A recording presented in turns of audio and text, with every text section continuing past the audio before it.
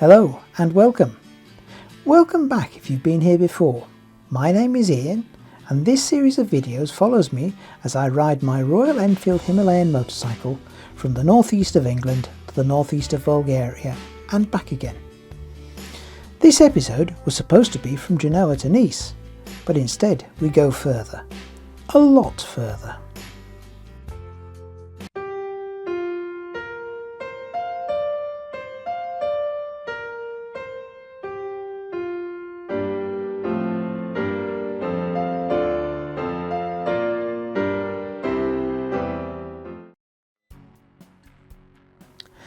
As I said at the end of the last video, the plan was to take my Himalayan to the Royal Enfield dealer Bike Up in Nice.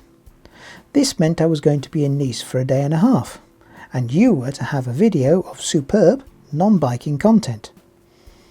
In the end, although I enjoyed my time there, Nice didn't inspire me.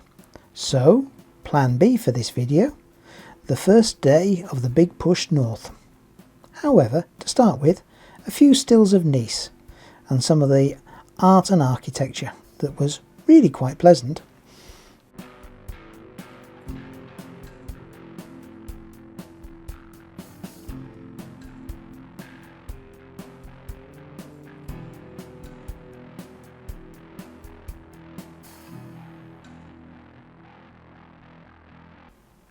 And after the delectable roads through Italy, why no riding footage to Nice?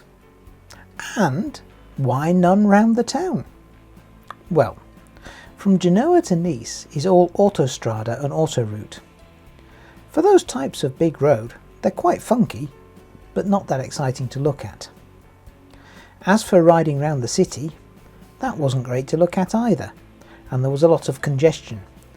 So bear with, and we'll be up in the mountains tout de suite.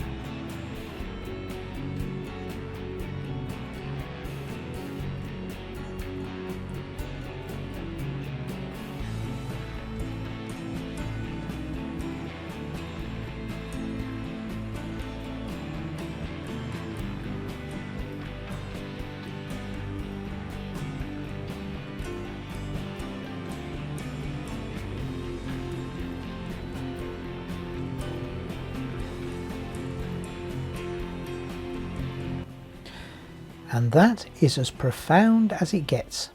So, we'll leave Nice and head north. For that, I'd given myself a day to play in the Alps. For this, I'd set the sat-nav to fun. To begin with, I wasn't convinced. But it turns out that once I'd cleared the outskirts of Nice and the surrounding villages, the route was great fun. My destination for the night was Saint-Jean-de-Maurienne, on the far side of the Col de Galibier. So I had lots of high passes planned, and it was the beginning of June. I did worry about the Col de la Bonne, or the Faux Col de Restefon, but I was lucky that had opened the day before I arrived, and that was the highest pass, so the others must be open, surely.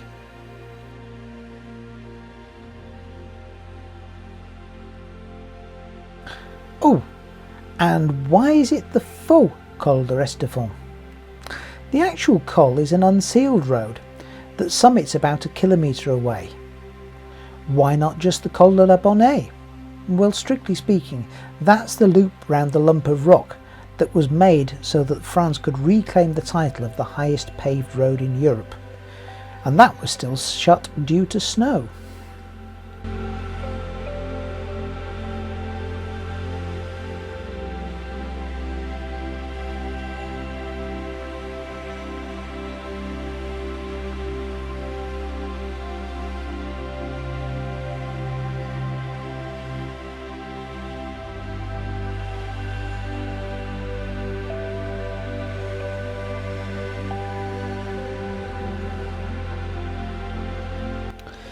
Setting off on the M19 road, everything was a little bit slow and sedate, until the town of Leven.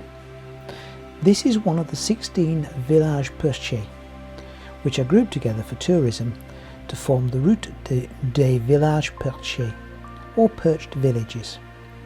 They hang over the Gorge de la Vesubie, and the road that joins them together is a lovely twisty thing, stuck on the side of the Chaîne de Ferry. Such roads always remind me that crashing there is a bad idea. Any crash that starts with 5 seconds of silence is unlikely to end well.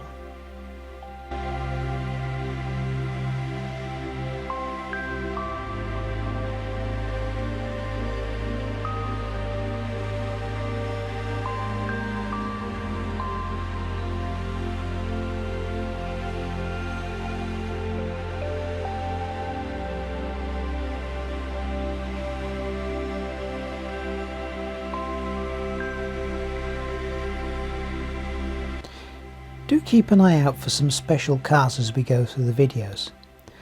To the left soon is a Citroën Traction Avant, the world's first mass-produced front-wheel drive car, made from 1934 to 1957. Then there are some oversexed VW Beetles, Porsches I think they like to be called, and a bit later there's an Alpine A110, a little bit of French sports car exotica.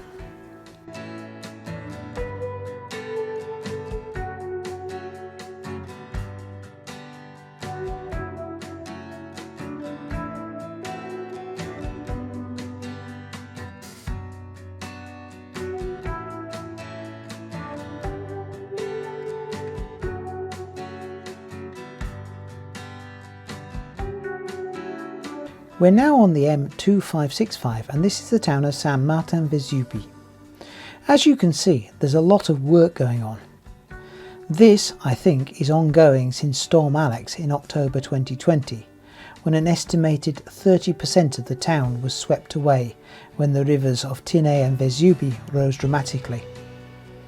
Some of the roads I'm on are still unsurfaced as work continues to stabilise the river banks.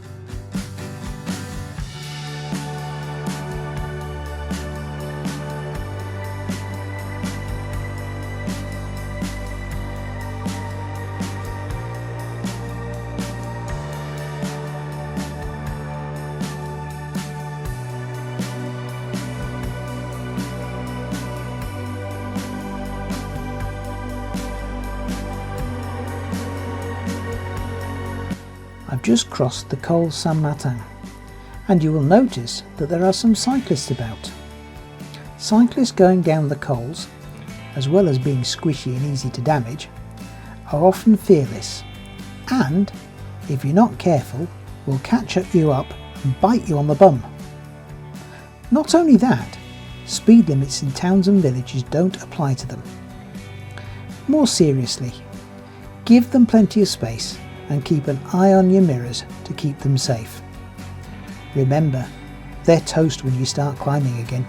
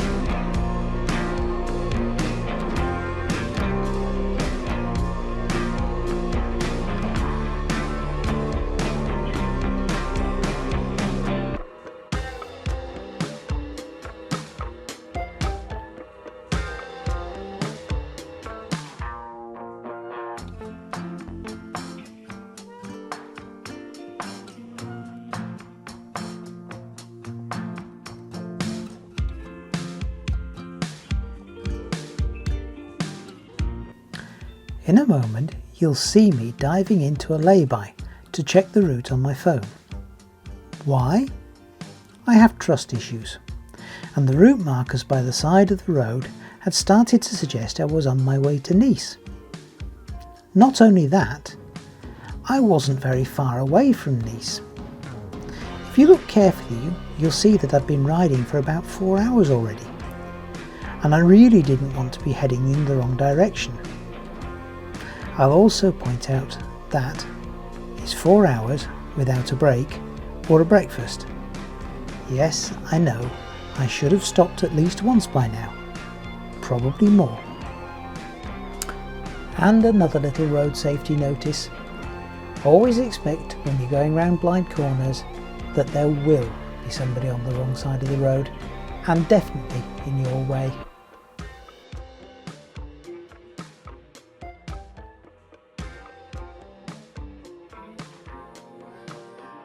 This is now the M2205, heading up the Gorge de Valabre. By the way, the M in this context isn't for motorway, obviously, but these are routes maintained by metropoles, or government groups around bigger cities. They usually form a D or departmental roads and keep their former D road number.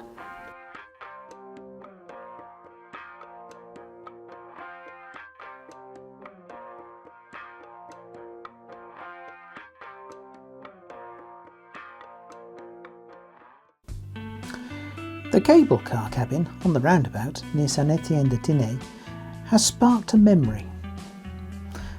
This is from reading a notice in 2015 and has not, to use the current parlance, been fact-checked. In 1934, the Conseil General of the Alps Maritime region decided to finance some equipment. This resulted in Auron inaugurating its first cable car in 1937. Only the third such thing in France.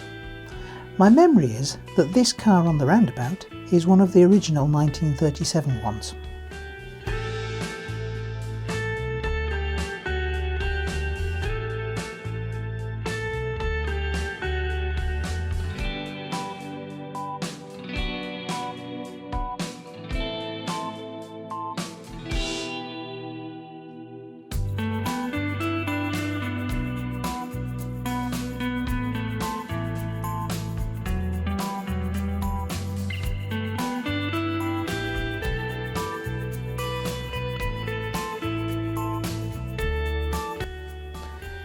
This is the Cascade de Vence, and watch out for in the next corner or so for the Alpine that I mentioned earlier.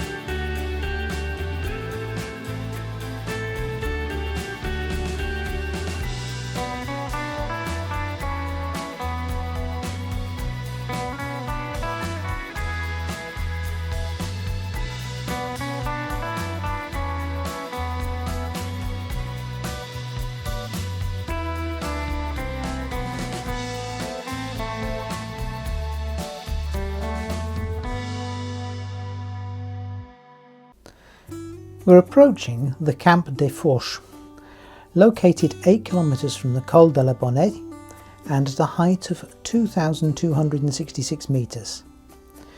This grew from a bivouac site in 1890, and the camp was built between 1896 and 1910. It was further improved during World War II. It was built to accommodate 150 men and be pretty much self-sufficient. The camp was permanently occupied, but there was a much smaller force in winter. In winter, getting between the huts was achieved in snow tunnels. I'm guessing it wasn't a popular posting.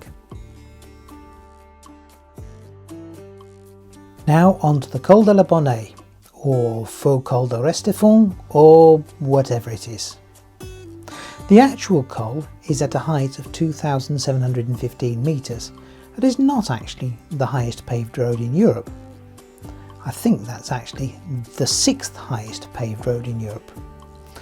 The actual highest paved road is the 2-kilometre loop that goes round the Cime de la Bonnet and reaches a height of 2,802 metres. But as you can see, that's still closed. The pass itself is usually open from June till September. This was June the 8th, and the pass had only just reopened, hence the crush at the top.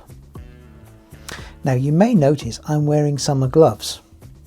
It was 24 degrees C in the valley. It isn't at the top. I didn't stop at the top. That was because A, I've been before, B, there were hordes of people, and C, I was freezing my bits off again. Onward and downward. The buildings here are part of the Camp de Restefan. These were constructed in the early 1900s. The big block is called the Caserne de Restefan.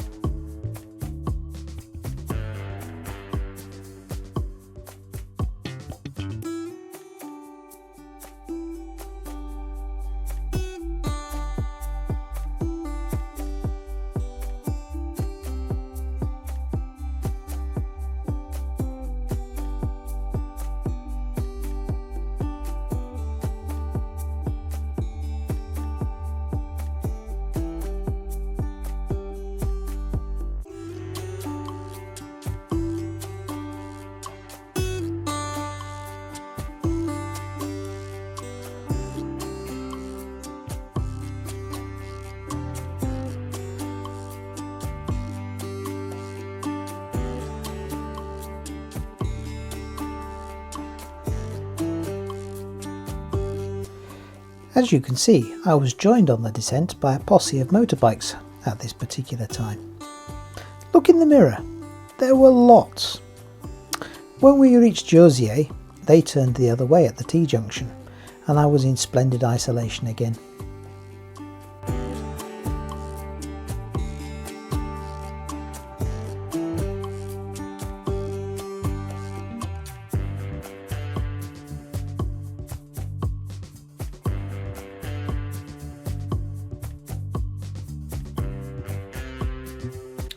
The sloppy turn into the bakery car park was because I spotted it late, and, as it was now 6 hours after I set off, I was overdue a break. Not to mention being hungry.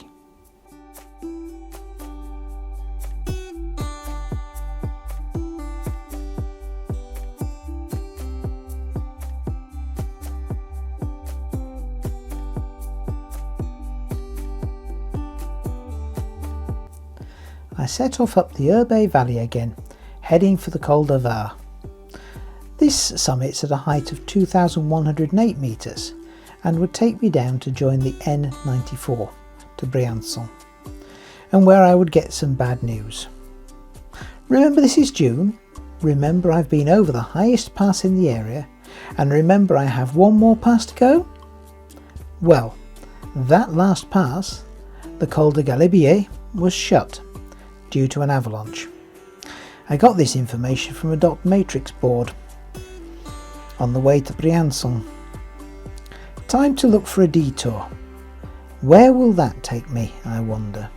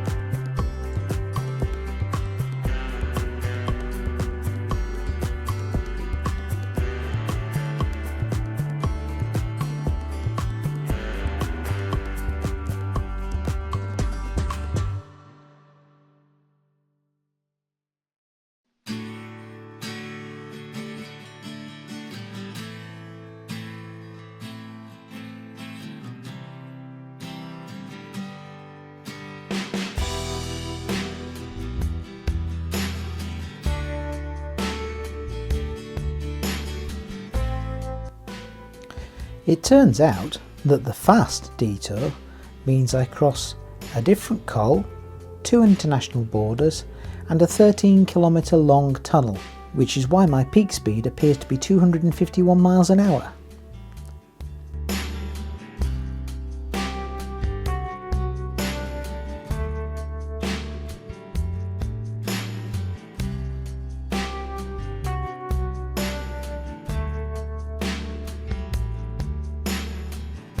The Col de l'Echelle is a relatively low mountain pass that leads from Nevache in France to Bardonecchia in Italy.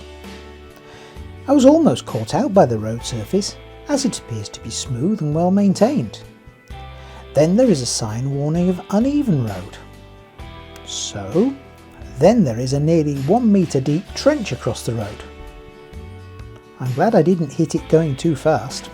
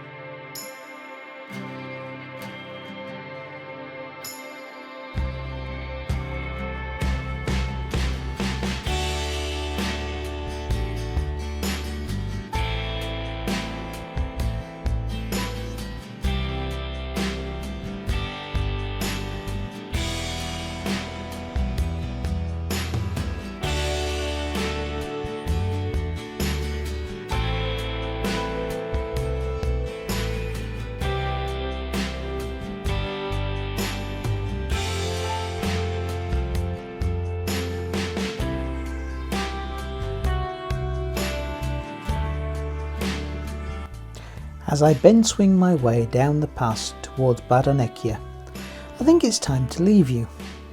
This video's been a bit longer than it should be. I hope you've enjoyed it. If you have, please leave a like. Feel free to comment, as I do try to respond to everyone who comments. If you have liked the video, consider subscribing to the channel and hitting the notification bell so that you'll know when I post more videos. Thank you again for watching. Bye for now.